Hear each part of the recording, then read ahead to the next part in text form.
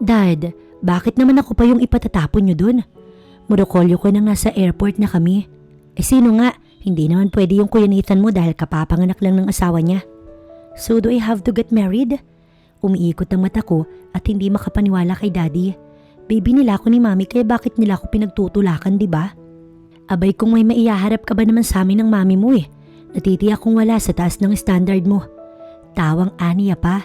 Umirap ako pero kaagad din nawala ang inis ko nang akbayan ako ni Daddy. Anak, bunso ka nga namin nila kay Nathan mo pero 28 ka na. Pawala ka na sa kalendaryo kaya dapat may idinidate ka na. Hay naku Dad, isulat nyo na lang po yan sa tubig.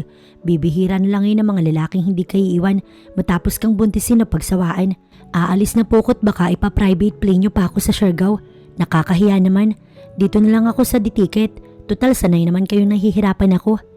Irap na saad ko pero alam naman ni Daddy na nagbibiro lang ako. Malaki ang sakop na negosyo ng pamilyang Bautista. Mula pa nang binata si Daddy Nathaniel ay pinamanahan na siya. Nang matapos naman si Kuya Nathan ay mas nadagdagan pa. Dalawa lang kami ng kakambal kong si Kuya Nathan kaya pati yung pagmumodeling ko itinigil ko na dahil mas kailangan kong pagtuunan ng pansin ng negosyo namin. Dumagdag pa ang malawak na hasyenda ni Daddy sa Siargao at ang wine company doon na ako yung pinagmamanage niya. Sinalubong ako ni Ate Kelra pagbaba ko ng bus. Dito po tayo, dito nakapark ang kotse. Aniya pa, mukhang nasa palengke kami. May ingay ang tao talaga namang umaalingasaw ang amoy ng karne at lansa ng isda. Natigil ako sa paghakbang nang maagaw ng atensyon ko ang lalaking may buhat na kahon at papasok sa palengke. Singkit ang mata, topless at basa ng pawis ang maskulado niyang katawan. Napailing ako, mukhang branded ang suot niyang pants pero hindi noon mababago yung pagiging kargador niya. Mga alisin ko na ang mata ko sa kanya nang tumingin siya sa akin. Nakapako sa akin ng inosente niyang mata kaya tinaasan ko siya ng kilay. Gwapo sana, kargador nga lang. Saad ko tsaka ipinitik ang buhok ko gamit ang aking kamay. Pinagbuksan ako ni Ate Kelra ng kotse. Pagliko nun, talagang hindi inalis ng lalaki yung mata sa akin. Liraj Hotel, yun ang pangalan ng hotel na bumungad sa akin. Maganda siya at mukhang may class. Ipinalilinis pa kasi ang bahay ni Daddy dito sa Siargao kaya wala akong choice kundi ang maghintay kaysa naman ipilit kong matulog sa maalikabok na lugar na yun. May gusto po ba kayong kainin? Ani Ate Kelra at umiling ako. Maglibot ka sa labas. Ako din ay magbibihis sandali pero papasyal din ako dyan sa labas. Sayang naman ang oras ko kung magmumukmuk lang ako dito, hindi ba? Nakangiting saad ko. Malaki ang hampas ng alon pero may mangilan-ngilan pa ding naliligo nang lumabas ako. Sandong itim at pranelang pajama lamang ang aking isinuot. Niyakap ko yung sarili ko dahil sa malamig na pag-ihip ng hangin na nagmumula sa dagat. Maglalakad na sana ako nang natanawan ko ang pamilyar na figura. Nagulat ako bahagya. Nandito kasi yung kargador sa palengke at may buhat na naman siyang tuyong kahoy na mukhang galing sa pag-anod ng dagat. Lahat na lang ay pinasok ng pobreng lalaking to. Nakataas ang kilay ko nang daanan niya ako. Hindi ko alam kung bakit nainis ako nang parang hangin niya lamang akong dinaanan. My God, sino siya para isnabin ng ganda ko? Hamak na kargador. Naiinis na saad ko, tsaka ako padarag na bumalik na lamang sa kwarto. Anong akala niya? Sus, maitsura nga siya pero hindi ko siya papatulan no. Kay Daddy na nga mismo galing, mataas yung standards ko. Irap na saad ko habang nakaupo ako sa kama. Para maibsan ang inis ko, nagtungo ako sa ref. VIP ang pinabook ni Ate Kelra kaya may sariling ref ang room. Kumuha ko ng bottled water tsaka ako tumambay sa veranda ng kwarto. 4:00 pa lamang ng hapon ngunit makulimlim na. Lumalakas na ang hampas ng alon mula sa dagat kaya siguro wala na ring mga tao. Napatingala ako dahil sa medyo malalaking patak ng ulan. Pumasok na kayo sa loob. Maotoridad na boses na nagmumula sa ilalim ng hotel. Siguro iyon ang may-ari. Napalabi ako ngunit kaagad na nagsalubong ang kilay ko nang matanaw ko yung kargador sakay ng puting kabayo. Topless pa din habang pumapatak sa katawan niya ang ulan. Lumakas pa yun dahilan para mabasa ang buhok niya. Iwinasiwas niya ang ulo niya dahilan para magulo ang buhok niya na mas nagdagdag pa ng atraksyon ko sa kanya. Nang hindi sinasadyang napalinga siya sa akin, nakasimangot ang labi niya habang ang singkit niyang mata nakapako sa akin. Hindi alintana ang pagpatak ng ulan sa katawan. Pumasok ka na, baka magkasakit ka dahil sa ulan.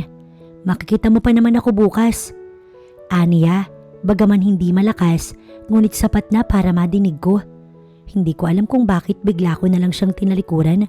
Ang puso ko'y parang binabayo sa lakas ng tibok. Anong sabi niya? Makikita ko pa siya?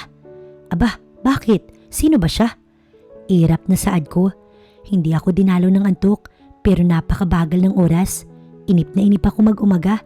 Siguro'y dahil may pupuntahan pa ako. Oo, tama nga yun. Wala nang iba pa. Pilit kong kinukumbinsi ang aking sarili. Ngunit kahit ipikit ko ang mata ko, mukha ng kargador na yun ang aking nakikita. Kinaumagahan, pumasok si Ate Kelra, dala ang mainit na kape. Namahay ka? Tanong niya sa akin. Inosente ko lang siyang nilingon. Itinuro niya ang ilalim ng mata ko. May eye bags ka. Nataranta ako matapos ay sinilip ko yung mukha ko sa salamin at halos maisalampak ko yung puwet ko sa upuan. Ang pangit ko na. Parang maiiyak na saad ko. Hindi naman eh. Hindi naman halata. Comfort ni Ate Kelra. Hindi halata. Nakita mo nga. Ngiwing saad ko.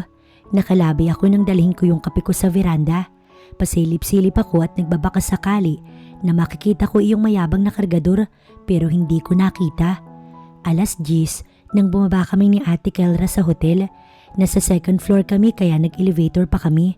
Paglabas namin, saktong huminto iyong Raptor na sasakyan sa harap ng hotel. Bumaba iyong kargador pero maayos na ang suot niya. Mukha naman pala siyang maayos kung nakabihis eh. Bakit nagtatopless pa siya? Ngiwing saad ko.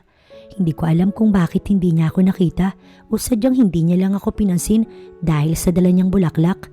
Buwisit na to, porkit nakabihis lang, akala mo na kung sino. O, bakit bigla na naman kayong sumimangot? Nag-aalalang ani Ate Kelra pero umiling lang ako sa kanya. Siya na ang nag-order ng breakfast namin kaya mag-isa lang ako sa table ngayon nang may babaeng staff na lumapit sa akin. Dala niya iyong bulaklak na katulad ng dala ng kargador kanina. Good morning ma'am, pinabibigay po. Parang kumislap ang mata ko. Nino? Ngiting saad ko pa. Ni Sir Sevian po yung may-ari ng hotel. Na-disappoint ako dahil iba yung nagpabigay. Malamang na pinabili lang ito sa kanya kanina. Itigil niyo ang madalas sa pagsimangot niyo. Maaga kayong tatanda. Tawang ana Ate Kelra na makabalik siya dala ang pagkain namin. O, may nabihag ka kaagad? Ani at saka tumawa pero lumabi lang ako. Inirap ko ang aking paningin dahilan para dumapo iyon sa lalaking kahapon ko pa kinaiinisan. Pumasok siya sa loob ng resto kung saan kami naroon ni Ate Kelra. Gwapo no? Tawang Aniya patungkol dun sa kargador. Oo, hindi ko itatanggi. Pagkakamalan ko na nga sana siyang mayaman kung hindi ko lang siya nakitang nagbubuhat ng kung ano-ano kahapon. Irap na saad ko. Nakapolo kasi siya at pantalon. Branded pero dahil nakita ko siyang mukhang marumi kahapon, hindi na noon matatakpan ng katotohanan. Nadinig ko ang kinikilig na pagtawa ni Ate Kelra. Alam mo Miss Natalie, hindi maganda sa ating mga babayang masyadong judgmental. Pangaral niya habang tumatawa para bang kilalang kilala niyang lalaking yun. Hindi ako judgmental, sadyang yun ang totoo. Irap na saad ko. Kamuntikan pa ako mabilaukan nang tumama ang kanyang paningin sa akin, dahilan para ilinga ko palayo ang mata ko. Bumilis ang tibok ng puso ko nang lumapit siya sa gawin namin. Sana mag-enjoy kayo. You can ask for anything you want. Nandiyan naman ang mga staff. Para ako na-shook. Fluent siya kung bumigkas ng Ingles. Tinignan niya ang bulaklak na naroon sa mesa ko at saka siyang umiti. Inirapan ko lang siya pero iyon pa ang nagtulak sa kanya para mas lalong lumakas ang kanyang pagtawa. Blue! Napalinga kaming sabay sa isa pang gwapong lalaki. Ay Rosen, bakit? Aalis ako eh. Nakaharang yung kabayo sa daan. Baka naman pwedeng pakilihis. Ngiwing saad ng lalaki na tinawag na Airozen ng kargador. Takot na takot madumihan. Umiiling na saad ng Blue. Mauna na ako. Si Ate Kelra ang umiti. Tulad ng inaasahan ko, nakasakay na naman siya sa kabayo niyang puti. Kasunod ang sports car na itim. Siguro'y doon nakasakay yung Airozen. Sinasabi ko na ngayon pa lang, mali namang husga Miss Natalie. Nariyan na naman ang tumatawang si Ate Kelra. Hindi ko naman mahulaan ang nais niyang tukuyin. Mauna ka na sa farm. May pinapaasikaso pa kasi sa akin si Sir Nathaniel. Ani Ate Kelra nang maihatid niya ako sa tapat ng Hacienda de Bautista. Tumango ako tsaka naglakad palabas. Naroon ang isang matandang lalaki. "Magandang umaga, Miss Natalie." Saad niya sa akin. Siya yung katiwala ng Hacienda base sa pakilala ni Ate Kelra. "Magandang umaga din ho."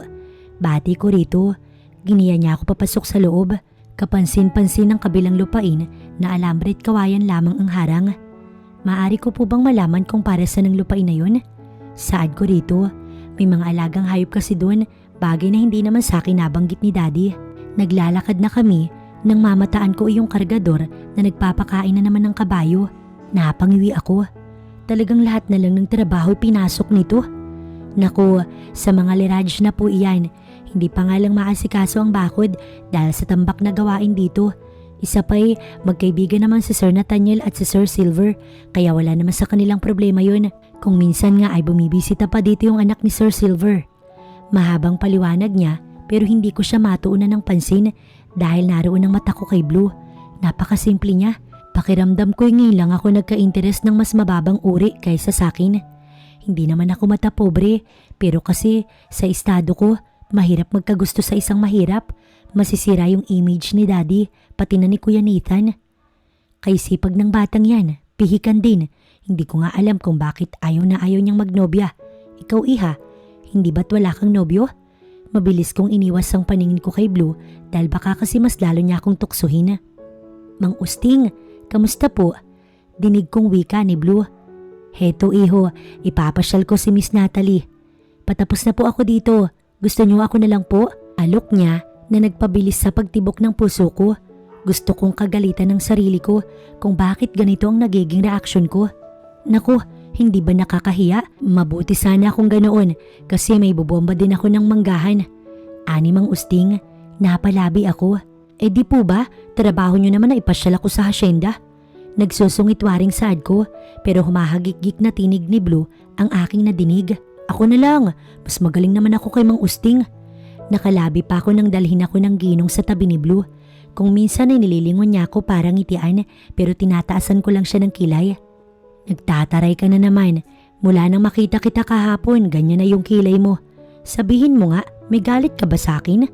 Tatawa-tawang aniya nang magsimula na kaming maglakad. "Huwag ka nga feeling close, Mr. Cargador." Inis na saad ko na kanyang kinatigil matapos umugong ang malakas niyang tawa. "Hay, nakakasira ang taglay mong ganda kung ganyan ka naman kung manghusga. Oo na, mahirap lang ako. Ano, masaya ka na?" Para tuloy akong kinain ng guilt. Biro lang talaga ang pakay ko pero mukhang nasaktan siya dahil nanahimik siya. "Excuse me?" Saad ko nang malagpasan na namin ang mapunong daan ng hacienda namin. Nilingon niya ako pero wala na ang kislap sa mga mata niya. "Ayaw mo sa may hirap? Bakit?" Nakataas ang kilay na aniya. "Hindi naman sa ganun. Ang punto ko kasi, ganun din yun. Huwag mo nang pagandahin. Ako naman ay turn off sa mga babaeng mayabang at mata pobre." Napakurap ako. "Ako ba yung sinasabi mo?" Kumunot ang noo ko. "Hindi. Sabi hindi ka naman ganun, di ba? Halika, bilisan lang natin na wala ko bigla sa mood eh." "Yung bulaklak kanina, bakit mo tinanggap yun?" "Galing daw yun sa may-ari ng hotel." Nahihiyang saad ko. Pakiramdam ko'y na-disappoint siya sa ikalawang pagkakataon. Nagtango siya. Oo nga no, kung sa akin pala galing yun baka hindi mo tinanggap." Ngising aniya dahilan para ako'y mapalabi. Bakit ko ba iniisip ang feelings niya? "Magandang umaga, Blue." Nakangiti sa kanya iyong babaeng nakasaya. Halata mo na mula iyon sa mahirap na pamilya dahil sa balat at pananamit niyang tagni-tagni. "Magandang umaga din, Tanya." Matamis kong umiti si Blue, hindi tulad ko na pinagsusungitan niya. "Dumalaw ka daw sa bahay, sabi ni Itay." Sa susunod na lang, may ginagawa pa kasi ako. Nga pala, ito si Natalie, bunsong anak ng mga Bautista. Napakurap ako dahil parang kilalang kilala ko ni Blue, samantala namutla naman iyong Tanya. Kung ganun, dumating na pala siya. Bigla ay lumungkot ang boses ni Tanya. "Dumating? Bakit? Sino ba yung nag-aantay sa akin?" "O sige na, pag may oras ay dadalaw ako sa bahay niyo. Sa ngayon kasi, kailangan kong ipasyal si Natalie." Ngiting ani Blue, tsaka niya ginulo ang ulo na ni Tanya. "Paano mong nalaman ang buong pangalan ko?" Tanong ko rito. "Maganda ka't kilala. Hindi ba't pinadalhan ka pa nga ng bulaklak ng may-ari ng hotel na tinutuluyan mo? Natural lang siguro na makilala kita. Pasensya ka na kung nagbagong bigla yung pakikitungo ko sa'yo. Sadyang hindi ko lang gusto yung sinabi mo. Ayos lang, hindi naman na ito mauulit, hindi ba? Ikaw lang naman ang nagpupumilit na ipasyal ako. Mahinang saad ko nang huminto siya sa paghakbang. Nilingon niya ako't sa lubong ang kilay. Sana naranasan mo yung hirap ng buhay para naman alam mo yung bawat binibitiwan mong salita. Mali na humusga o mangmaliit ng kapwa, Natalie.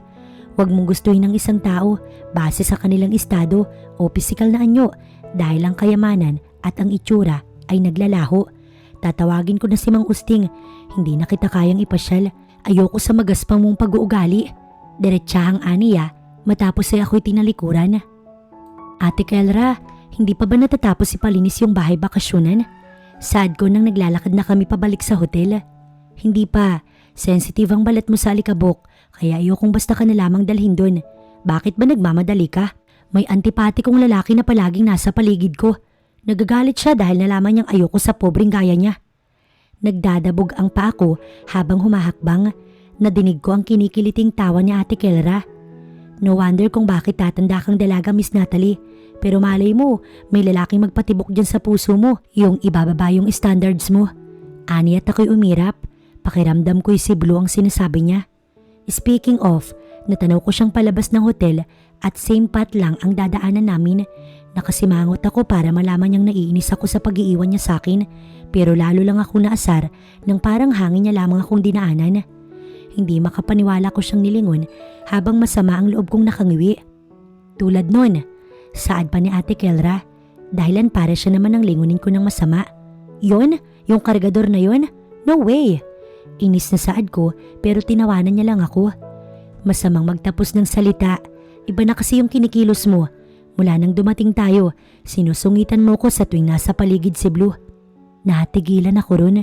Gusto mong malaman kung sino yung binatang iyon na tinatawag mong kargador?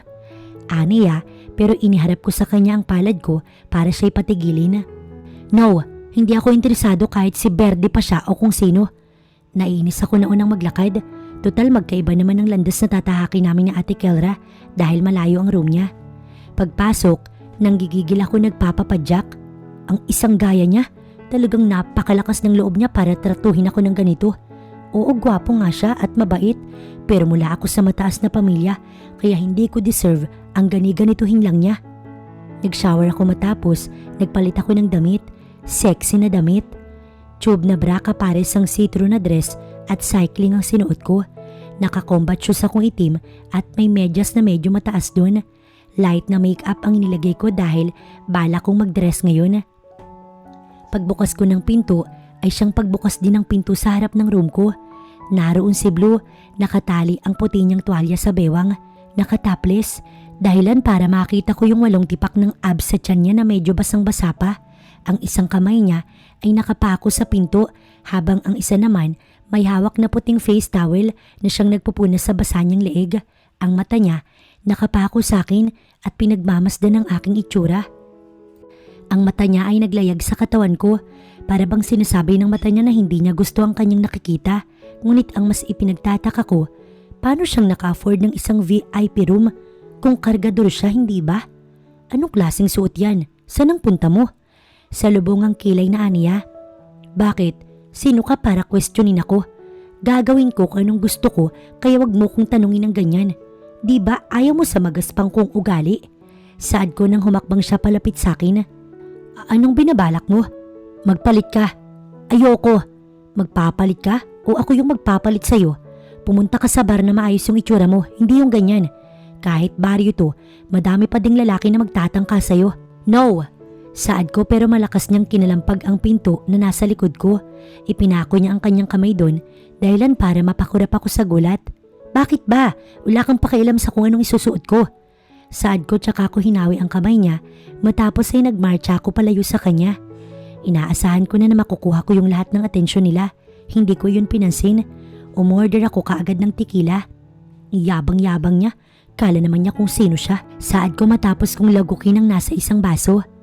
1 shot of glass please. Sa ikalimang baso ko, lumapit sa akin ang lalaki. May itsura siya pero malaki ang lamang ni Blue sa kanya. kahit pa naka-Amerikana itong kaharap ko. "Hey miss," aniya habang nakangisi. "I'm Gerard, anak ako ng mayor.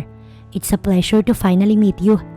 Aniya matapos ay kinuha ang kamay ko at mga halikan yun nang mabilis niyang mabitiwan ang kamay ko dahil sa malakas na tapik. Paglingon namin, naroon si Blue. Walang emosyon ang kanyang mata ngunit nagbabanta ang paningin niya. "Blue?" Nauutal na ani Gerard. "Oo, ako nga. May kailangan ka?" Yun pa lamang ang sinasabi niya pero nahuhuka ko ng bawat kataga na lumalabas sa bibig niya. Napakalakas ng dating niya kahit jacket na may zipper lang yung suot niya. Kapares ang short na pangbahay. May 4 na lalaki sa likod niya at nakatanaw sa kanya na para bang binabantayan siya ng mga ito. Sino ba talaga yung lalaking to? Nasabi ko pero inalis niya ang suot na jacket. Nakasando siyang puti at talaga namang mas humapit ang katawan niya doon. Mabilis niyang naisuot sa braso ko yung jacket pati na yung hood nun na ilagay niya sa ulo ko matapos ay zinipper niya yun hanggang sa may hood. Wala sa kamalayan ng buhati niya ako. Alam kong nasa balikat niya ako dahil braso niya ang hinahampas ko ngayon para lang ibaba niya ako. "Ano ba? Bitiwan mo nga ako?" Nagwawalang saad ko. Talagang basta mayaman nagpapahawak ka na lang. Hindi mo alam yung pwedeng gawin sa'yo ng lalaking yun. Nangangaral na aniya hanggang sa maramdaman kong ibinagsak niya ako sa malambot na kama. Nagwawala akong inalis ang zipper sa ulo ko pababa. Inabutan ko siyang nakapamewang habang nakatanaw sa akin. Hindi ako nakapagsalita nang yumuko siya pababa sa kama para ako'y lapitan. Umibabaw siya sa akin. "Kung balak mong ibenta yung katawan mo, wag dito." Saad niya kaya malakas ko siyang sinampal. "Sabi mo, mali namang husga pero ano yung ginagawa mo sa akin?" Nang gagalaiting saad ko na parang maiiyak na. "Hinusgahan mo din ako. Iniwan mo ko dun sa farm na hindi man lang ako tinatanong kung okay lang ba akong maiwan. Hindi ako sanay na mag-isa sa liblib na lugar at halos maiyak na ako kakaantay ng 30 minuto kung hindi pa dumating si Ate Kelra." Hindi ko na napigilan ang pag-iyak ko pero napatigil ako nang maramdaman ko ang malambot niyang labi sa aking labi. "Sorry," aniya nang ihiwalay niya ang labi sa akin. "Hindi ko naman alam na hindi kanya pupuntahan kaagad. Hiyaan mo't pagsasabihan ko siya." Aniya habang nakatingin ng singkit niyang mata sa akin. "Hindi na, ayos lang naman ako." Akmang tatayo na ako nang pigilan niya ang aking balikat. "Gusto ko ng pampatulog." Aniya, tsaka niya ako muling hinagkan. Namula kaagad ang pisngi ko dahil sa linyang binitiwan niya. "Kung mababago ko lamang yung pagtingin mo sa iba, baka ligawan na kita." Aniya na naman, wala akong ibang magawa kundi ang kiligin dahil sa mga sinasabi niya. Hindi niya din naman ako hinahayaang makapagsalita dahil hinaharang niya ang labi niya sa aking labi. Napapikit ako nang maging agresibo pa yung kanyang paghalik sa akin. Ibinalot niya ang braso niya sa bewang ko at walang kahirap-hirap niya akong naiangat hanggang sa tumayo kami. Namalayan ko na lamang na nakasandal na ako sa pinto. Habol hininga kami nang binitiwan niya ang aking labi. "Ang lambot ng labi mo." Aniya na ikinapula na naman ang pisngi ko. Kasabay nun ang halikan niya ako muli. Napatawa pa nga siya nang hindi binibitiwan ng labi ko. Tuloy ay naamoy ko yung mabangong hininga niya. Patuloy siya kahit mabuksan niya ang pinto. Binitiwan niya lang ang labi ko nang nasa labas na ako ng room niya. "Good night. Pasok ka na sa room mo." "Have a wet night." Ngising aniya matapos isara ang pinto niya. Nakagat ko ang labi ko sa kilig habang napapangiti pa ng matanawan ko si Ate Kelra na naroon pala at nakasandal sa gawin ng kwarto ko. Makahulugang nakatanaw sa akin. "Nag-alala ako sa iyo, nandyan ka lang pala. Have a wet night." Panggagaya niya kay Blue matapos ako'y tinalikuran. Nakalabi ako nang pumasok ako sa room ko. "What the? Nag-kiss kami." Parang batang tanong ko sa sarili. Gusto kong sumigaw sa kilig pero baka madinig niya dahil magkatapat lang ang kwarto namin. Tumakbo ako papunta sa salamin at tinanaw ang aking labi. Pakiramdam ko'y naroon pa din ang labi ni Blue at hinahalikan ako. Unang beses ko palang nagagawin to mula nang magkaisip ako. Hindi ako magtutoothbrush. Gusto kong namnamin ang paghalik sa akin ni Blue. Nakangiti ko nang ibagsak ang aking sarili sa kama. Hay, kailan kaya ulit yun mauulit? Ngayon ko lang naramdaman ng ganito. Ang saya pala. Ipinikit ko ang aking mata na may mga ngiti sa aking labi. Kinaumagahan ay kinatok ako ni Ate Kelra. Bibisita kami sa wine company ni Daddy. Hindi naman talaga ako ang papalit sa kanya. Gusto niya lang na malaman kung ano ba ang lagay ng sistema doon. Mababait yung mga tao, talaga namang magagalang sila Kahit mga kalalakihan, siguro'y dahil sa itsura ko, gano'n naman sa mundo. Pag maganda ka, special ka. Yun ang mundong kinasanayan ko, kaya nga siguro lumaki akong judgmental. Naalala ko tuloy iyong sinabi ni Blue, kapag nabago ko iyong pananaw niya, liligawan niya ako. Nabalik ako sa ulirat nang sikuhin ako ni Ate Kelra. Nakikinig ka ba, Miss Natalie? Sita niya sa akin dahil nasa conference na kami at ipinaliliwanag na ang paglaki pa ng demand ng alak. Ang ibang produkto kasi ipinadadala na din pala sa ibang bansa. Masyadong mabilis po yung pag-ubos ng stock natin ng mga ubas. Samantala ang farm nyo naman, hindi po ganun kahinog ang mga bunga. Saad ng babaeng manager. Ano yung maisasuggest mo kung ganun? Saad ko rito. Hindi pa ako gaanong ganun katagal dito, kaya naman wala pa talaga akong alam dito. May malaking farm pa po dito. Kung makukuha nyo po siyang supplier, tsak na mareresolba ang problema. Hanggang sa magkaroon na tayo ng sapat na stock mula sa farm nyo, Miss Natalie. Sino naman ang tinutukoy mo? Mr. Sabian Leraj po. Napakurap ako. Yung nagpadala ng bulaklak sa iyo? Ani Ate Kelra, napalabi ako. Inyong lalaking pinagselosan ni Blue. Selos nga bang matatawag yun? Ano ba kami? Siguro naman, mapapapayag ko siya. Ngiwing saad ko, gamitan niyo po ng charm niyo. Hindi po malabo na pumayag siya. Mabait naman po yun at palaging nandyan sa paligid. Ngiting saad ng manager. Palaging nandyan? Hindi ko pa nga nakikita yun. Ano, sasamahan pa ba kita? Ani Ate Kelra habang drive niya ang kotse. Huling araw ko na ngayon dito. Na-report ko naman na kay Sir Nathaniel ang mga pinagagagawa mo. Nilingon ko siya ng hindi maipaliwanag na paningin. Siyempre, maliban sa maling pagpasok mo sa kwarto ng may kwarto. Dagdag pa niya, kaya nakahinga ako ng maluwag. Hindi na, tapusin mo na yung mga dapat mong tapusin. Siguro magpapatulong na lang ako kay Blue. Total, ay amo naman niya yun. Malungkot na saad ko. Ang kinakatakot ko lang, tsak na magagalit yun. Oras na sinabi ko yung kailangan ko. Nasa malalim akong pag-iisip nang lingunin ako ni Ate Kelra. Matapos ay tumawa siya na makitang seryoso ko sa aking mga sinabi. Bakit? Nauutal at may pagtatakang tanong ko pero umiling siya. Dahil ayaw mo na pinapangunahan kita, huwag kang magtaka na magugulat ka bandang huli. Natatawang aniya tsaka iiling-iling. Umirap na lang ako tsaka ako siya sinimangutan. Lilinga-linga ako na makapasok ako sa asyenda ng mga Leraj. Nasa naman kaya yun? Saad ko nang may ginang ako makasalubong. Huhulaan ko, iha. Anak ka ng mga Bautista? Ngiting aniya sa akin kaya ngumiti ako tsaka tumango. Abay kamukhang kamukha mo si Nathaniel, kay gandang dalaga. Iiling-iling na aniya pa tsaka akmang lalagpasan ako kaya hinabol ko siya tsaka ako hinawakan ng kanyang braso. Sandali lang po. Nilingon niya ang kamay ko na nakahawak sa kanya kaya binitiwan ko yun. Pasensya na po pero nakita niyo po ba si Savian?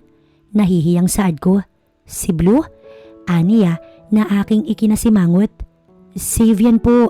Pag-uulit ko pa. Oo nga, si Savian. Nasa batis, iha. Tahakin mo yung daang yan. Turo niya sa malinis na daan ng asyenda ng mga Leraj. Sa dulo niyan, naroon siya't naliligo sa batis. Aniya, tsaka ako tinalikuran. Hindi kaya nakakahiya kung rerektahin ko siya. Pero kapag inuna ko naman yung hiya ko, ang company ang magsasuffer. Mahaba-haba pa yung nilakad ko hanggang sa marating ko ang batis. Nadinig ko ang malakas na tawanan. Kung gusto mo iaalagaan ko na muna si Bisiro, dalhin mo lang siya dito. Anang boses ng lalaki. Naglakad pa ako hanggang sa makita ko si Blue. Nakababad siya sa tubig at nakatalikod sa gawi ko. Naroon si Tanya sa harap niya at tuwang-tuwa na kausap niya. Hindi ko alam kung bakit biglang may kumirot sa puso ko. Natanaw ko pang umahon si Blue mula sa batis. Dumalaw ka sa amin, ipagtitimpla kita ng paborito mong kape, Blue. Ani Tanya. Nakagat ko ang aking labi, hindi sinasadya nang magtama ang mata namin ni Tanya. Nakatanaw siya sa akin. Akmang lilingunin ako ni Blue, ngunit mabilis niyang hinawakan ang mukha ni Blue at binigyan ito ng malalim na halik. Hindi ko alam kung tumugon ba siya. Masyadong masakit ang aking nasasaksihan, kaya minabuti ko nang tumalikod at tumakbo. Natalie! Dinig kong saad ni Blue, pero naroon din ang tinig ni Tanya. Huwag mo kong iwanan dito, Blue. Pakiusap. Si Tanya na parang maiiyak. Ngunit ako'y talagang umiiyak na. Nakakainis kung kailan sinubukan ko nang magbago, tsaka ko pa makikita to. Umiiling na saad ko habang umiiyak. Natalie, sandali! Dinig kong Ani Blue sa likuran ko kaya mas binilisan ko ang pagtakbo. Sa hindi inaasahan, bigla pang bumuhos ng malakas na ulan kaya lalo akong nainis. Lalo ding lumakas ang iyak ko. Pakiramdam ko'y iniinis ako ng panahon. Natalie, I said wait. Let me explain. Aniya, pero hindi ko pa rin siya pinansin hanggang sa mapasinghap ako nang maramdaman ko yung kamay niya na nakahawak sa aking pulsuhan. Wait. Aniya, tsaka niya ako hinila. Ang isang braso niya ang kumulong sa bewang ko para hindi na ako makatakas. Tiningala ko siya at nangungusap ang singkit niyang mata. Nakabagsak ang buhok niya sa akin habang ako luhaang nakatanaw sa kanya. Are you playing with me ha? Umiiyak na saad ko. Hinalikan mo ko kagabi pero heto ka ngayon may kahalikang iba. Nanggagalaiting saad ko sa kanya pero umiling siya. Hindi ko gusto yun, Natalie.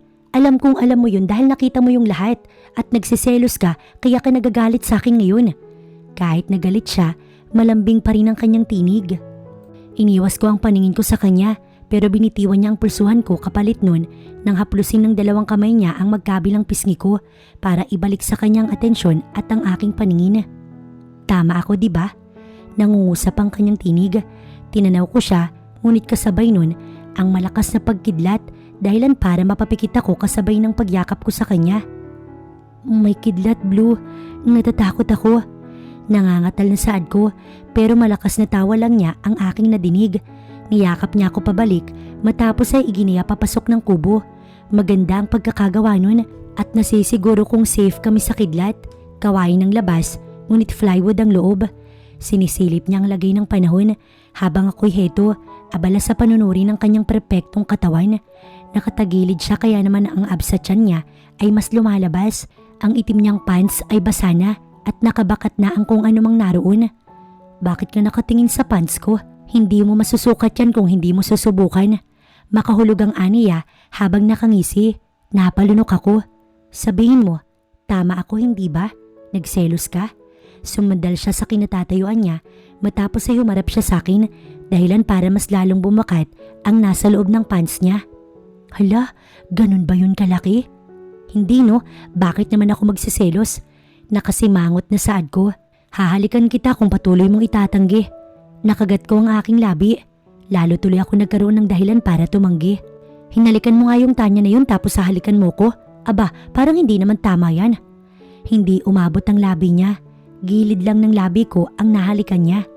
Hindi ko alam kung bakit ba kailangan pa niyang magpaliwanag pero kinikilig ako. Kung gusto mo, di burahin mo. Napatingin ako sa kanya. Bakit ka nga ba kasi nandito? Sa tono mo, parang nangihinayang ka pang mahuli kita. Saad ko, pero nagsalubong ang kilay niya na parang hindi niya nagustuhan ng aking sinabi. Pupuntahan ko sa Savian para sana kunin siyang supplier ng company ni Daddy. Pero ikaw yung itinuro ng matanda na nakasalubong ko. Nakita kita't bala ko sanang magpatulong sa'yo since amo mo naman siya pero nandyan ka't nakikipag. Hindi ko na iyon natuloy nang mabilis ang naging paglapit niya sa akin. Sinalo niya ang ulo ko matapos ay mabilis na hinalikan ng aking labi. Huwag mong babanggitin ang mga paratang mo sa akin dahil mas nahalata ko lang na nagsiselos ka nga. Hayaan mo bukas na bukas. Magiging supplier nyo na yung Savian na yun.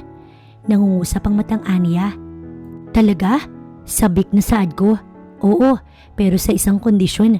Magsasabi ka sa akin ng totoo. Bigla akong kinabahan. Sabihin mo sa akin ng totoo. Gusto mo ba ako? Bigla ay lumakas ang tibok ng puso ko. Nakalapit ang mukha niya at halos magbuhol-buhol na yung hininga ko. Hindi ko alam kung anong dapat kong isagot. Uulitin ko yung tanong, Natalie. Gusto mo na ba ako? Nakatanaw lang ako sa kanya nang tumango ako. Bakit? Hindi ba ayaw mo sa mahirap na katulad ko? Kukurap-kurap na Aniya pa. Ikaw mismo ang dahilan, Blue. Nagustuhan kita dahil sa ikaw. Sagot ko nang umisi siya. Bibigay ka din pala. Kinailangan mo pa akong pahirapan. Sa ikalawang pagkakataon, muli niyang inangkin ang labi ko. Ngunit mas mainit kaysa nung nakaraan. Maingat niya akong inihiga sa papag na kawayan nang hindi humihiwalay ang kanyang labi sa akin. Parang ayoko maniwala na wala pa siyang nagiging nobya. Ang kamay niya lumakbay sa balikat ko hanggang sa mapunta iyon sa likod ko. Ang katawan ko kusang nag-a-adjust sa gusto niya. Gusto kong pigilan si Blue. Pero paano? Gayong nagugustuhan ng katawan ko ang ginagawa niya. Ibinagsak niya ang katawan niya sa tabi ko. Tinanaw niya ako matapos ay nangihinang ngumiti. Malakas pa ang ulan. Pwede pang umisamis masungit. Aniya matapos pumikit siya. Tinanaw ko lamang siya. Napakatangos ng ilong niya at makinis ang balat niya. Nakakapagtaka ng isang mangbubukid na gaya niya. Hindi man lang nasusunog sa araw o nasusugatan ng mga kahoy. Inayos ko ang sarili ko habang siya ay nakahiga pa din. Itinabing ko yung pants niya sa ibabang parte ng katawan niya. Para siyang model, maganda ang katawan niya at pwede sa sexy magazine. You have a perfect body, Natalie. Nakaka-impress dahil nagustuhan mo yung magsasaka na tulad ko. Natatawang Aniya. Tinamaan ka ba sa mga sinabi ko? O tinamaan ka sa akin? Biro niya kasabay ng malakas niyang tawa. Matapos ay bumangon at nagbihis. Tumalikod ako sandali hanggang sa maramdaman ko ang mainit na yakap ng katawan niya. Natigil kami nang makadinig kami ng malakas na katok mula sa labas. Hinawakan ni Blue ang kamay ko tsaka sumilip sa pinto. Tanya? Inalis ko ang pagkakahawak ni Blue sa aking pulsuhan. Nandito ako sa likod ng pinto kaya naman hindi niya ako gaanong makita. Tanya, ano ba? Dinig kong wika ni Blue. Mukhang may balak na naman itong halikan siya. Blue, hindi ka naman niya gusto. May kailangan lang siya sa'yo kaya siya lumalapit. Dinig kong wika ni Tanya. So sinasabi niya bang user ako? Oh come on. Blue, hindi ka niya magugustuhan. May iba nang gusto yun. Ako lang yung totoong nagmamahal sa'yo. Di ba noon pa man, alam mo nang gusto kita? Parang uhaw na wika ni Tanya. Pero Tanya, hindi mo naiintindihan. Oo, mahal kita, pero ibang pagmamahal yung sinasabi mo. Wika ni Blue.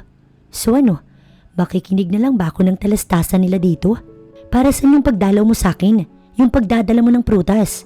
Umasa ako, Blue. Parang maiiyak na wika ni Tanya. Dumadalaw ako kasi malapit kayo sa akin. Nagdadala ako ng prutas dahil kailangan yun ng nanay mo. May sakit siya. Mahal kita, Tanya, pero bilang kaibigan lang. Hindi! Aniya, matapos ay tinulak papasok si Blue. Hindi niya pa rin ako nakita. Akmang halikan niya si Blue kaya hinawakan ko yung pulsuhan niya tsaka ako siya malakas na hinila dahilan para lumingon siya sa akin. Isang malakas na suntok ang binungad ko sa mukha niya. Baka nakakalimutan mo? Bautista yung iniinsulto mo. Nanggigigil na saad ko. Nasapo niya ang ilong niya na ngayon ay nagdudugo na. Unang-una, hindi kita kilala Miss Nobody para husgahan mo ko. Hindi ko nga alam ang pagkakakilanlan mo, kaya paano mo nasasabi yung mga ganong bagay tungkol sa akin? Baka nga pangalan at apelyido ko lang yung alam mo. Natalie, pigil sa akin ni Blue. Mali ka, Blue, dahil hindi lang kaming may kaya ang judgmental sa mundo. Mapadukha o nakakaluwag man ng lalait ng kapwa nila. Oras na malaman nilang nahigatan na sila ng kapwa nila. Tulad niyang kaibigan mo. Bahala ka kung masama pa din ang tingin mo sa mga sinabi ko. Nagbabago ko para sa'yo pero hindi nakasama dun yung laitin ng kung sino yung pagkatao ko. Wika ko kay Blue matapos ay binaling ko kay Tanya ang paningin ko. Sa susunod na makadinig pa ako dyan ng masama tungkol sa akin, babasagin ko yung mukha mo. Hindi ako nagbibiro kaya tandaan mo to. Hindi ito pananakot o pagbabanta. Ako yung bunsong anak ng mga Bautista at kaya ko yung gawin kahit sa harapan pa ni Blue. Saad ko tsaka ako lumabas ng kubo. Sa totoo lang, masakit pa talaga ang pagitan ng hita ko. Pero titiisin ko na to kaysa naman makasama ko yung buwisit na babae na yun. Akala niya ba basta babae lang ako? Basang-basa ako nang dumating ako sa room ko. Kaagad ako nag-shower dahil parang umiinit ang pakiramdam ko para na ako lalagnatin. Natalie! Malakas na pagkatok sa pinto ang nadidinig ko. Natalie, come on! Open this damn door! Napapapikit ako sa bigat ng katawan ko para akong mababalian ng buto. Natalie! Minsan pang sigaw niya bago nabuksan ang pintuan. Why did you left me? Nagtatampong Aniya ngunit hindi ko na siya sinagot nang manghina ng talaga ang tuhod ko. Napabagsak ako sa kanyang balikat. Natalie? Aniya sa akin. Palagay ko'y pinapakiramdaman niya kung nagbibiro lamang ako pero talagang nangihina ako. Natalie! Aniya pa matapos ay kinarga niya ako. Nararamdaman ko yung ginagawa niya. Damn, you're so hot. May sakit ka. Nag-aalalang Aniya. Sorry, nilagnat ka pa yata dahil sa akin. Pumikit ako sandali. Hanggang sa maramdaman ko yung maligamgam na bimpo na dumadampi sa aking noo, pababa sa aking leeg. Bakit iniwan mo yung Tanya mo dun? Naiinis na saad ko nang idilat ko ng bahagya ang aking mga mata. Nagawa mo pang mag-complain sa kalagayan mo? What the? Naiinis na aniya pa. Napangiti ako ng konti. Bagay kasi sa accent niyang pagmumura. Mukhang hindi pulot sa kanto. Hay, kami mga Leraj, masamang magtampo kaya pakiusap wag ngayon. Aniya, kaya ako'y napatahimik. Pinainom niya ako ng gamot matapos ay nahiga sa tabi ko. Inakap niya ako ng mahigpit hanggang sa ako'y makatulog. Umaga na nang muling magdilat ang mata ko. Maayos na ang pakiramdam ko. Para nga lang nagdahilan para lambingin ako ng lalaking narito sa tabi ko. At mga alisin ko na ang kamay niya na nakaikot sa dibdib ko, pababa sa bewang ko, pero inilalaban niya yun. Ngayon ko lang naamoy ang expensive lakos na pabango niya. Siguro nga'y mabait yung Sevian na yun dahil pati pabango, binibigyan niya si Blue. Babangon na ako. Sad ko, pero dumaing siya at saka umiling. I just wanna hug you tightly. Stay with me please. May pagtataka sa akin dahil sa diretsong paggamit niya ng English. Blue? Tawag ko sa kanya. Just a minute. Lambing na aniya pa matapos ay sumiksik sa aking dibdib. Ilang minuto pang pinalipas ko hanggang sa mag-vibrate ang aking cellphone. Honey? Bungad ni Daddy sa linya. Tutungo kami dyan. Batid kong nakangiti si Daddy. With Mommy? Sabik na saad ko. No, with my old friend. Dadalaw din siya sa farm niya, kaya nga sabay na kami. Make sure na wala akong poproblemahin dyan ha. Paniniguro niya, tsaka pinatay ang linya. 10:00 na nang ako ay makagayak. Ipinaliwanag ko kay Blue na darating ang aking daddy. Kinakahiya mo ko? Aniya habang naglalakad kami sa hasyenda. Hindi no? Irap na saad ko. Kahit sinong iharap ko kay daddy magugustuhan niya. Ang ikinatatakot ko lamang, hindi pa talaga ako handa. Malungkot na saad ko. Okay, naiintindihan ko. Aniya, Natalie, para ako na ba to sa kinatatayuan ko? Alam kong si daddy yun. Nakangisi si Blue nang ako ay tignan. Para bang sang-ayon sa gusto niyang nangyari. Napagitla pa ako nang akbayan ako ni daddy. Oh Blue, takang Aniya rito. Magkakilala sila? Hello po. Ngiting ani Blue. Nandito ka. Hinahanap ka ni Silver eh. Kukurap-kurap na ani Daddy. Ganun po ba? Ipinasyal ko po kasi yung bunso nyo. Sige po, pupuntahan ko na lang siya. Tawang ani Blue. Pinikitan niya ako bago umalis. Nax, malakas talaga ang mga Leraj. Isipin mong pumasa siya sa iyo? Napangiwi ako. Kargador lang siya't hindi Leraj. Kahit na naninilbihan siya sa mga yun, iba pa din yung apelyido niya. Irap na sad ko sa aking isip. Oo nga no, nahalikan na ako ni Blue. May namagitan na din sa amin, pero hanggang ngayon, hindi ko pa din alam ang apelyido niya. Kung sa bagay, mabait naman siya't gwapo kaya hindi malabo na magustuhan mo siya. Kibit balikat pang ani Daddy. Bakit po ba kayo nandito? Pag-iiba ko ng topic dahil baka madulas ako't maamin kung kami na nga ni Blue. Bumalik na si Kelra. Nabanggit niyang low stock ng mga ubas sa laki ng demand. Nakahanap ka na ba ng supplier? Sasadyain ko na nga si Savian, kaso tumawag kayo. Hindi mo ba nabanggit sa kanya? Mukhang palagi naman kayo magkasama ya. Nagtatakang Aniya. Hindi ko po siya nakakasama Dad. Si Blue, akmang magsasalita pa siya kaya mabilis kong pinutol yun. Dad, walang kinalaman si Blue dito. Mag-ikot na po kayo dyan at tutungo na ako sa company nila. Naguguluhan ako sa iyong bata ka. Hindi ko alam kung seryoso ka ba o nagbibiro. Iiling-iling na ani Daddy pero iniwan niya rin ako. Okay naman na ang suot ko kaya hindi ko na kailangan magpalit. Sinakyan ko yung kotseng naroon tsaka ako nagtungo sa mataas na building ng Leraj Incorporation. Good morning ma'am.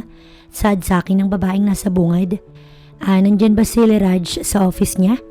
May schedule po ba kayo sa kanya? Kausap niya po kasi si Sir Silver. Natalie Bautista yung pangalan ko at hindi ko na natapos ang pagpapakilala ko nang taranta siyang yumuko sa akin. Ma'am, pasensya na po. Hindi naman po kasi kayo kagad nagpakilala sa akin. Kayo po pala yung nobya ni Sir. Takot na aniya nang inosente ako napakurap. Nobya? Nakangiwing tanong ko sa aking sarili. Walang yung Sevia na yun. Minsan niya lang akong pinadalhan ng bulaklak. Tapos, Nobya niya na ako nang hindi ko man lang nalalaman. Pasok po kayo ma'am, sasamahan ko pa po ba kayo? Sa 10th floor po kasi yung office ni sir. Kumaliwa kayo at yung brown na pinto sa pinakasentro ng floor na iyon ang office niya. Paliwanag niya kaya tumango ako. Sinunod ko ang kanyang instruction. Lumabas ako ng elevator at tumanaw-tanaw kung alin ba yung office ng Sevia na yun. Naglakad-lakad ako hanggang sa matagpuan ko yung office na sinasabi ng babae kanina. Malayo pa ako. Dinig na dinig ko na ang tawanan sa loob. O sige, San. I'm looking forward to your wedding with your beautiful bride. Tiyak na kahit ang Tito Nathaniel mo, hindi makakapaniwala. Napakapihi ka naman kasing talaga ng batang yun. Dinig kong saad ng palagay ko si Tito Silver. Akmang bubuksan ko na ang pinto pero otomatikong bumukas yun dahil sa paglabas ni Tito Silver. Tumanaw ako sa likuran niya kung saan naroon si Blue. Nasambit ko pero ngiti lang ang sinukli niya sa akin. Oh, speaking. She's here now, son. Natatawang ani Tito Silver. Naguguluhan kong tinanaw si Blue tsaka ako naglakad papasok. Hinintay ko makalis si Tito Silver hanggang sa maisara niya na ang pinto. Anong ginagawa mo dito? Naguguluhang saad ko. Ha? Office ko to kaya syempre nandito ko.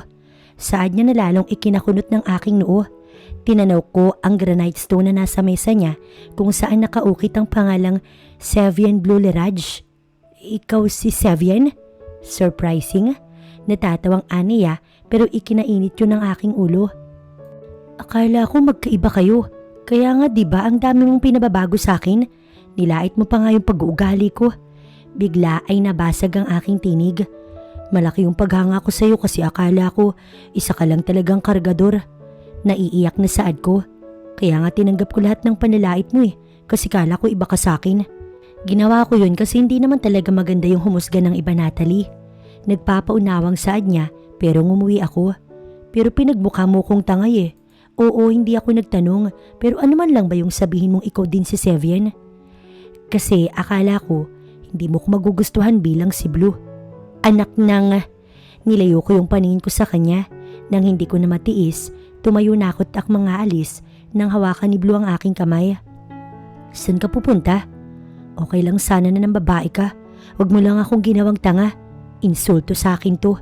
Saad ko, tsaka ako winaksi ang kamay niya na nakahawak sa akin. Masama ang loob ko na nag-drive ng kotse pabalik. Blue POV. Tito, si Natalie po. Humahangos na saad ko. Pupunta daw siya sa iyo Hindi mo ba nakita? Napakamot ako sa batok. Magkasama kami kanina kaya lang ay nagalit. Hindi ko po kasi nasabing ako at si Sevia na iisa. Napagkamala niya po kasi akong katiwala ng mga Lerage. Namilog ang mata ni Tito Nathaniel. Para bang tinatansya niya kung nagsasabi ako ng katotohanan. Sa gwapo mong yan? Napagkamalan kanyang katiwala? Umugong ang malakas na tawa ni Tito pero napangiwi lang ako. Talagang napaka-judgmental ng anak ko, Pagmamalaki niya pa na lalong ikinangiwi ko. Malamang nasaktan ng pride noon. Ayaw niya kasi nang niloloko siya o nagmumukhang tanga Natatawang aniya pa. Tito, nag-aalala po ako. Saad ko pero tumigil siya sa pagtawa tsaka niya ako nilingon ulit matapos ay tumawa na naman. Huwag kang mag-alala. Yung alaga nga ng Tito Archer mo na leyon napatulog niya. Wala makakahawak doon, iho. Napangiwi ako lalo. Parang nagdalawang isip akong pakasalan si Natalie dahil anytime kayang-kaya niyang baliin ang buto ko. Hahanapin ko pa din po siya. Hindi naman po lalayo yun, hindi ba? Saad ko tsaka ako nagmadaling bumalik sa kotse. Wala akong aasahan kay Tito Nathaniel dahil malaki ang tiwala niya kay Natalie. Pero kahit anong gawin ay babae pa din siya.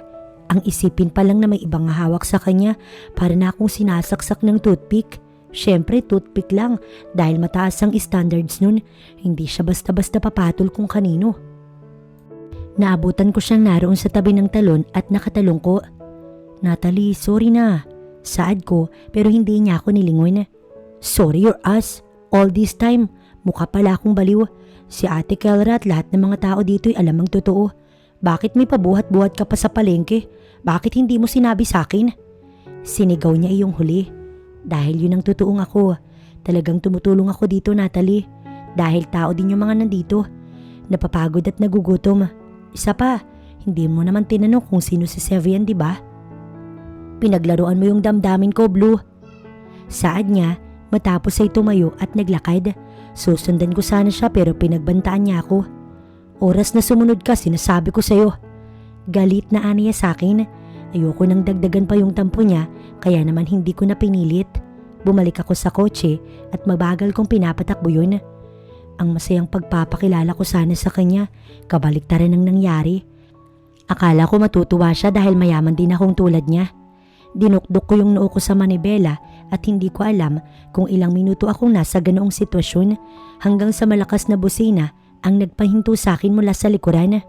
Blue! Malakas sa sigaw ni Irozen sa kayang sports car niya habang nakatungaw sa bintana nito. Yung GF mo, sakay ko. Sumunod ka na lang. Aniya, matapos ako'y nilagpasan. Naguguluhan man sumunod ako rito. Mabilis magpatakbo si Irozen dahil sumasali siya sa mga kompetisyon. Kaya naman mas maigi nang sa kanya isakay si Natalie kahit hindi ko alam kung bakit. Pero base sa pagpapatakbo niya, emergency ito. Sa hospital nga siya dumiretso. Kinaragan niya ang walang malay na si Natalie habang puno ng mga galos ang katawan. What happened? Kunot ang noo na saad ko nang nasa labas kami ng kwarto. Hindi ko alam yung exact na nangyari. Nakita ko na lang na nakalabas na yung mga kalabaw at naroon siya sa gitna ng mga ito. What? Anong ginagawa niya doon? Hindi ko din alam, Blue. Nasapo ko yung noo ko. Maya-maya, dumating si Daddy at si Tito. Nasaan ang Natalie ko? Seryoso at nakakatakot na yung tinig ni Tito Nathaniel. Malayo sa Nathaniel na nakausap ko kanina. Nasaan ang anak ko? Saad niya, tsaka pinipilit na buksan ang pinto hanggang sa lumabas ang isang nurse. Sir, hanggang dyan lang po kayo. Chine-check pa po namin ang patient. Paliwanag nito pero sa lubong ang kilay at masamang tingin ang ibinigay niya sa nurse. Papapasukin mo ko o ikaw yung ooperahan ko? Nagbabantang ani Tito. Sa takot ay pinagbuksan siya ng nurse. Tanaw na tanaw ko ang nakakatakot niyang presensya hanggang sa matapos ang pagtingin ng mga doktor kay Natalie. Kinailangan niyang ilipat sa private room para mas mapaigi yung pagpapahinga niya. Wala akong sinasanto, Silver. Magalit ka na kung magagalit ka.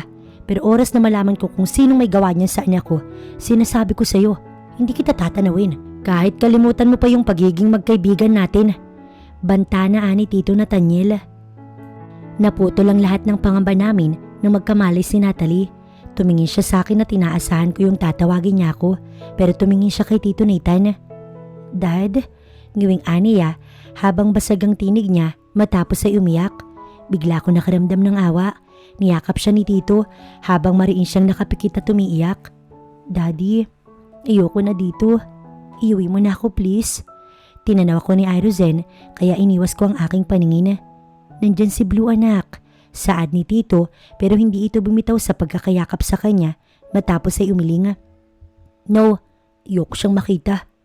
Umiiling na aniya. His best friend tried to kill me. Galit na aniya patungkol kay Tanya. Pinakawalan niya lahat ng wild animal sa farm at pinatakbo yun sa kinilalagyan ko. Nagawa ni Tanya yun? Napatulala ako matapos ay tinapik ni Irozen ang aking balikat tsaka ako niyaya sa labas. Alam kong ayaw talaga akong makita ni Natalie kaya may nabuti kong sumunod kay Irozen. Niyaya niya akong uminom. I can't believe na magagawa ni Tanya yun.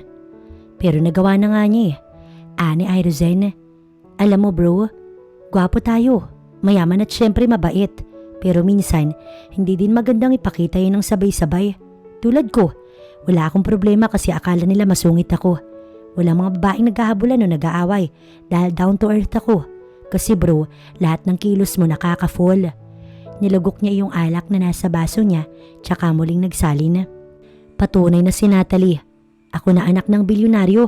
Iisipin mo bang binasted niya? Gising saad ni Irozen na ikinabigla ko. Pero ang pagpapanggap mong mahirap pumasa sa kanya. Kasi nga mabait ka. Lahat ng katangian mo pinagsabay-sabay mo. At isa na si Tanya na nahulog sa'yo. Kaya niya siguro nagawa kay Natalie yun kasi akala niya may aasahan siya sa'yo oras na mawala si Natalie. Pero wala akong damdamin para kay Tanya. Exactly, pero para sa kanya meron. Kasi yun yung pinapakita mo. May kasabihang action is louder than words. Kahit ilang beses mo pang itanggi kung panay yung action mo, aba wala din. Ang isipin nila, nasa in denial stage ka lang. Kung ako sa'yo ngayon pa lang, ay aayusin ko na yung mga gusot na nagawa ko para pagdating kay Natalie, planchado na lahat. Salamat bro. Saad ko, tsaka ako tinapik ang kanyang balikat. Teka, may GF ka na ba? Tinaasan niya ako ng kilay. Wala pa. Nakangusong aniya. Saan mo napupulot yung mga kasabihan mo? Sinamaan niya ako ng tingin. Ayan, panay ka kasi buhat ng isda to yung kahoy, kaya ka na pag-iiwanan. Makinig ka kay Papa Dudut paminsan-minsan, leche ka. Galit na aniya, matapos ay tumayo. Sige na at baka mabati pa yung advice ko hindi gumana. Namulsa siya tsaka naglakad. Napangiti ako. Matanda ako kay Blue ng 1 taon, pero mukhang mas may alam pa siya sa akin. Kinaumagahan, tumungo ako sa bahay nila Tanya para kausapin siya at itanong kung talaga bang ginawa niya iyon kay Natalie, pero inabutan kong naroon si Tito Nathaniel kasama si Natalie. Gusto kong ipakulong ang anak nyo. Rektang ani Natalie kay Tatang Densyo. Naku, wag naman po sanang umabot sa ganun. Nag-iisang anak ko po si Tanya. Ani Tatang, kung maaari po sana, patawarin nyo na lang sana siya. Patawarin? Alam niyo po ba kung anong sinapit ko dahil dyan sa magaling yung anak? Galit na ani Natalie kaya may nabuti kong sumingit. Natalie, nakikiusap ako. Huwag mo namang bastusin si Tatang Densyo. Kunot ang noo niya at hindi makapaniwala sa sinabi ko. Ipagtatanggol mo na naman ba yan? Muntik na ako mamatay, Sevian Blue. Sinadya niyang lagyan ng diin ang aking pangalan. Hindi ko sila pinagtatanggol. Hinihiling ko lang na wag mo siyang bastusin. Patungkol ko kay Tatang. Mas magagalit ka sa akin. O baka nga kamuhian mo ko. Oras na ako yung magdesisyon, Blue. Singit ni Tito Nathaniel. Buhay ng anak ko yung kamuntik ng malagay sa peligro. Tito, hindi ko naman po inaalis na wag kayong magalit. Hindi ko yun natuloy nung magsalita si Natalie. Inaalala mo sila? Ako, inalala mo man lang ba ako? Naisip mo ba yung mga sakit na naramdaman ko habang tinatapakan ako ng mga kambing na yon? Naisip mo bang pwedeng mamatay yung anak mo? Galit na sigaw niya, bagay na parang ikinabingi ko. Buntis ako, Blue, kaya ako ganito kong magalit dahil sa ilusyonadang babae na yan. Kamuntikan ng mamatay ang anak ko. Umiiyak na aniya. Sige, hindi ko sila ipapakulong. Kapalit noon ang pag-alis ko ng karapatan sa'yo bilang ama ng sanggol na nasa sinapupunan ko. Magsama-sama kayo. Galit na aniya. Let's go, Dad. Saad pa niya, tsaka nangunang maglakad. Parang sinampal ako ng malakas. Napuupo ako sa kawayang upuan na naroon sa teres nila Tanya. Blue, ayos ka lang ba? Hayaan mo na yun. Sinabi naman niya sa'yo, diba? Hindi ka niya mahal. Ani Tanya habang hinahaplos ang pisngi ko. Umalis ka't bitiwan mo ko. Walang emosyong saad ko.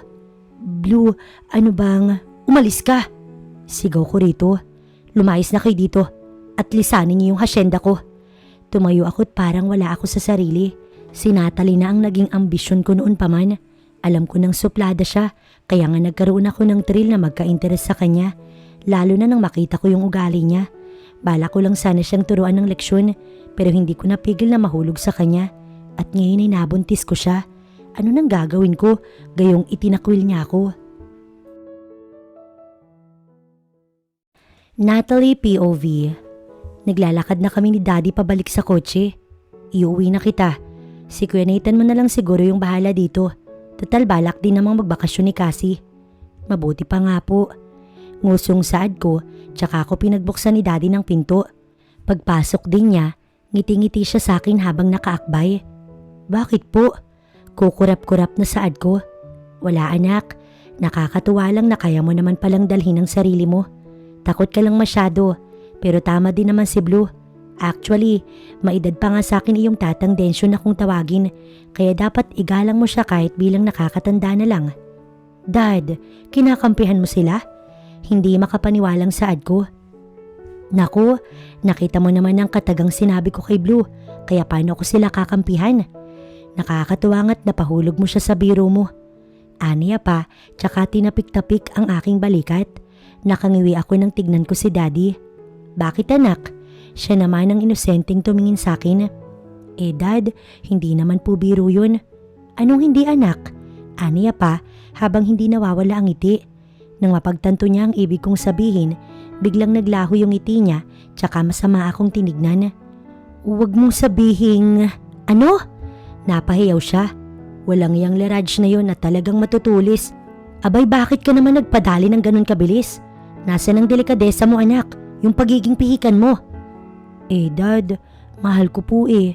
Walang ya, mahal mo naman pala eh. Bakit iiwan mo pa? Hindi naman ako papayag na mawawalan ng ama yung apo ko. Dad, wala naman po akong balak na iwan si Blue. Gusto ko lang siyang turuan ng leksyon. Aba, paano ko mapikot yun at makabuntis ng iba? O, di ikaw ang kawawa. Halika't kakausapin ko sila ng Tito Silver mo. Akmang bababa pa si Daddy nang hatakin ko yung braso niya. Dad, pigil ko sa kanya. Sa inyo na nga po galing diba? Kaya ko yung sarili ko. Hindi po pala patul si Blue at alam kong susuyuin niya ako dahil mahal niya ako. Lalo na't buntis ako. Natalie, ako'y tigilan mo sa mga paniniwala mo. Oras na malaman ng kuya mo na nabuntis ka, magwawala yun. Baka ngayon pa lang natin malaman kung kaninong organization ba yung mas malakas. Daddy, nung baby ba kami ni kuya ang cool nyo, ngayon pong tumanda na kami naging OA na kayo. Magtiwala po kayo sa akin dahil bautista ako. Saad ko pa pero inirapan niya lang ako. Nang gabing yun, tumulak kami pabalik sa bahay sa Maynila. Nagpasundo kami ni Daddy sa sarili naming plane dahil matatapakan naman daw yung ego niya kung doon pa kami sasakay sa mga Leraj. Mahigpit na yakap ang sinalubong sa akin ni Mami. Anak, parang tumataba ka naman yata. Naku Nathaniel, wag mo nang ibabalik doon yung prinsesa ko ah. Tignan mo't nagiba ka agad yung itsura. Tinignan ko si Daddy, sabay kaming napangiwi. Maligo ka na muna anak, hindi ko alam kung bakit amoy seaweed ka. Natatawang ani Mami kaya ako'y napalabi. Naglakad ako paakit sa hagdan ng Natalie? Istriktong tawag sa akin ni Mami na ikinatigil ko. Nilingon ko siya at masama siyang nakatanaw sa akin. Po, kabadong saad ko. Baka alam niya nang buntis ako. Maghilod ka ng mabuti, ngiting aniya kaya nakahinga ko ng maayos. Mukhang mali nga talaga ako ng desisyon. Hindi nagparamdam sa akin si Blue kahit 3 buwan na mula nang umalis ako doon. Hindi pa alam ni Mami ang lagay ko. Sinabi ko naman din kay Daddy na ako na yung bahalang magpaliwanag kung sakali na magtanong ito. Nasa kusina ako at naghahanda ng almusal nang tumungo doon si Mami na kagigising lamang. Good morning Ma'am, bati ko rito. Good morning din anak. Napapansin ko yung madalas na pagkain mo ng mga berries. Nakalabing aniya. May hindi ka ba sinasabi sa akin? Nagitla ako sa paghihiwa ng strawberry. Lumalapad din yung balakang mo.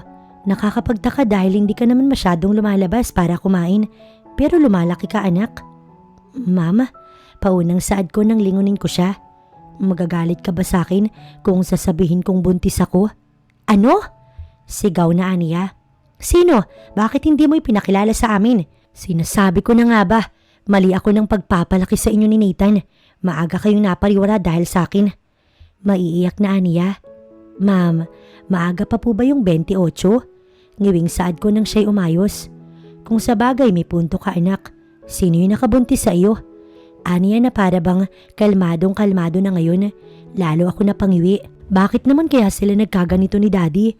Malayo na sila sa dati. Angal na bulong ko sa aking sarili. Si Blue po, Sevian Blue Leraj. Nasapo ni Mami ang bibig niya. Oh my gosh! Hihintayin ko yung paglabas ng baby mo anak. Nasisiguro kong napakagwapo niyan. Ang jeans mo at jeans ng mga Leraj ay talagang magmamatch. Wala nang sasaling Miss World, oras na maipanganak mo yan. Kinikilig na aniya. Ma'am, seriously? Hindi niyo man lang ako inisip? Nakalabing saad ko. Nasisiguro ka naman na hindi ka pababayaan ng daddy mo. Parang kinikilig na aniya. Tsaka kilala ko naman ang mga Leraj. Wala sa bokabularyo na mga iyon ang umatras. Ngiting-ngiting aniya. Alam mo anak, matagal ko naman nang alam dahil sinabi na din sa akin ng daddy mo. Hinihintay ko lang talaga na sa iyo magmula. Ang sabi nga ng daddy mo, oras na hindi ka panagutan ni Blue, ay iluluhod niya sa harap ni Silver ang anak niya gamit ang baril niya. Natatawa pa ding ani Mami. Napangiwi ako. Mali ba talaga na nag-inarti ako? Talaga namang nasaktan ako dahil sa ginawa ni Blue na pagtatanggol sa Tanya na yun. Oo nga pala, dadating ang Kuya Nathan mo mamaya dahil sa christening ni Baby Nashi. May mga bigatin siyang bisita kaya umayos ka. Banta ni Mami matapos ay hinalikan ng ulunan ko tsaka ako iniwan sa kusina. Paano kung ayaw na ni Blue? Ano kayang gagawin ko? Ayokong maranasan ng mga anak ko ang mga naranasan namin ni Kuya Nathan noon. Blue POV. Man, tawag pansin sa akin ni Nathan nang magkasalubong kami malapit sa dagat. Nag-fist bump kami. Bakit ngayon lang kita nakita? Ngiting aniya. Masyado akong mabisi. Inaasikaso ko pa yung supply sa company nyo. Paliwanag ko rito. Ganun ba? Aalokin sana kita sa anak ko eh. Kailangan ko ng isa pang ninong. Syempre hindi naman pera yung habol ko, kundi ang tatay yung magulang sa kanya. Napangiti ako. Marahil hindi niya alam ang relasyon namin ni Natalie na kanyang kakambal. Talaga? Gusto ko yan. Kailan ba? Mamaya na, pero ayos lang naman kung hindi ka makakapunta dahil sabi mo nga ay busy ka. Aniya, pero ngumiti ako at saka umiling. Pwede ko namang i-cancel yon. Actually, bibisitahin ko din kasi yung mag-ina ko sa Manila. Namilog ang mata niya. Talaga? May asawa ka na? Aniya, pero ngumiti lang ako. Hindi naman asawa kasi hindi pa naman kami kasal. Nagtampo kaya susuyuin ko. O sige, ihanap kita ng mamahaling bulaklak para dyan sa matampuhin mong fiancé. Nga pala, hindi ba kayo nakita ng kakambal ko dito? Napangiwi ako. Wala talaga siyang alam. Nagkita kaso ang sungit. Napahalakak siya. Ganun talaga yun. Tumatandaan ng dalaga. O sige, magkita tayo mamayang 4, okay? Ani at nag-half-hug kami bago tuluyang maghiwalay. Pumasok ako sa hotel. Nagtingin ako ng maisusuot doon nang tumawag si Daddy. Yes, Dad? Blue, abay ano bang plano natin? Lumalaki na ang tiyan ni Natalie. Ikaw naman kasi pasok ka ng pasok. Hindi naman pala kayo magkakilala ng lubusan. Kinagagalitan ako ni Daddy. Daddy, pupunta ako doon mamaya. So don't worry too much. I can handle myself naman po. Saad ko rito. I can handle? Oo, ikaw kaya mo. Eh ako, alam mo bang tinutukan ako ng tito Nathaniel mo ng sniper niya kanina? Ustong paglabas ko ng teres.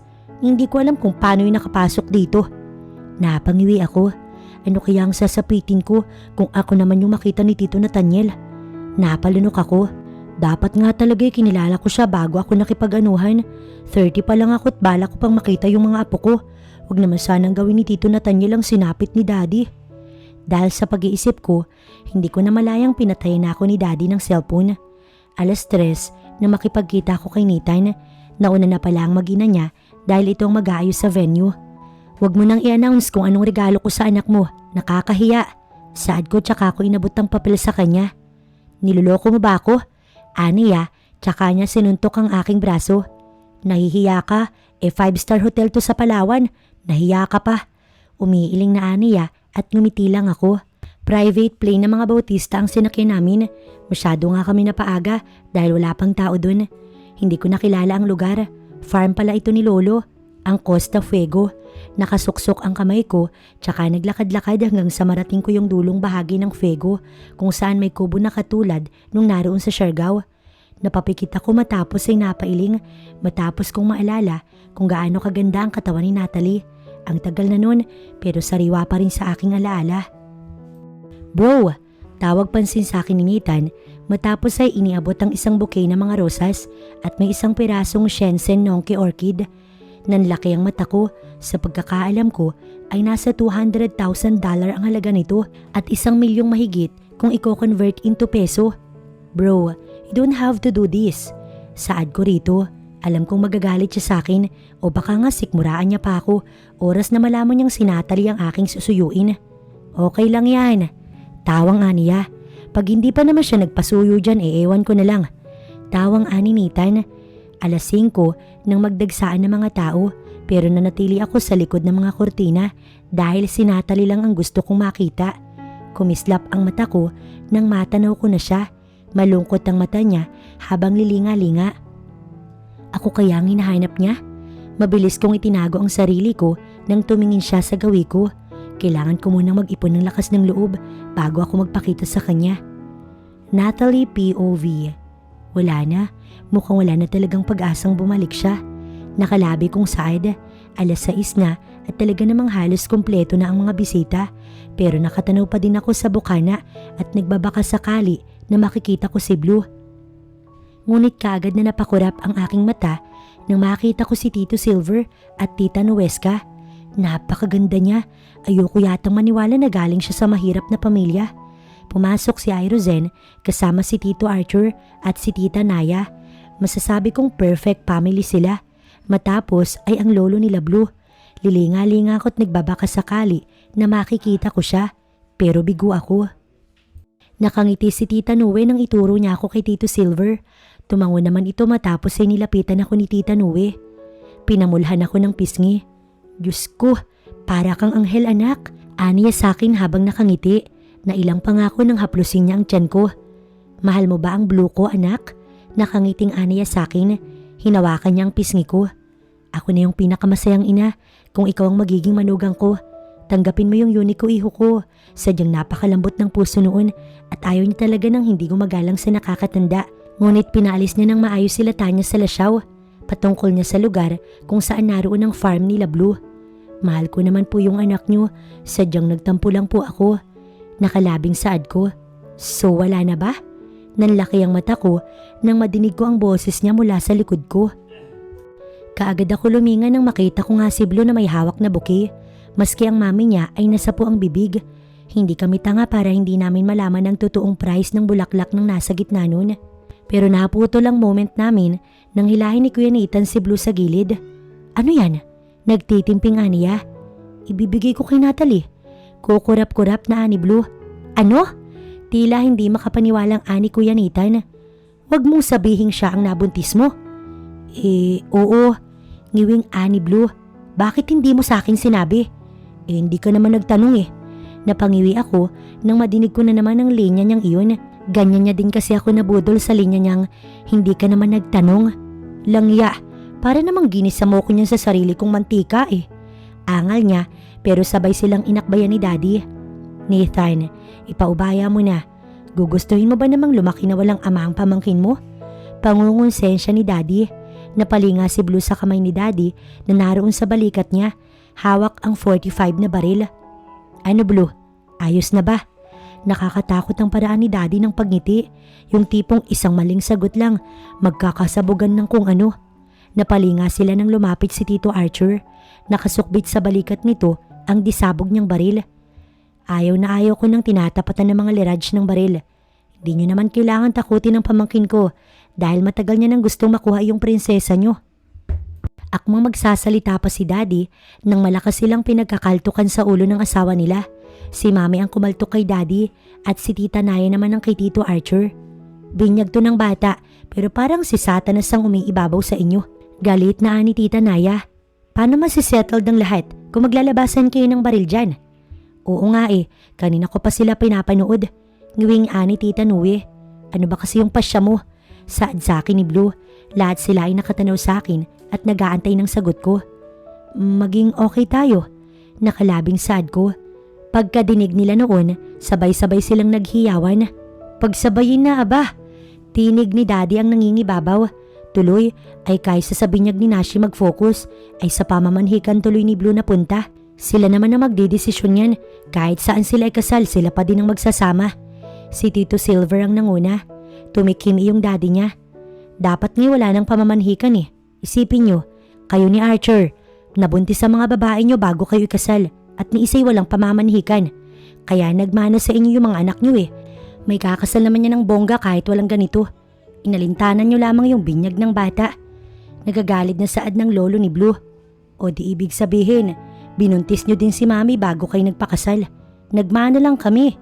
Katuwiran ni Tito Archer. Daddy, nandito pa ako. Tinaas ni Irozan ang kamay niya. Wala akong plano na bumuntis nang hindi ako kasal. Masungit na aniya dahilan ng pagtatawanan namin.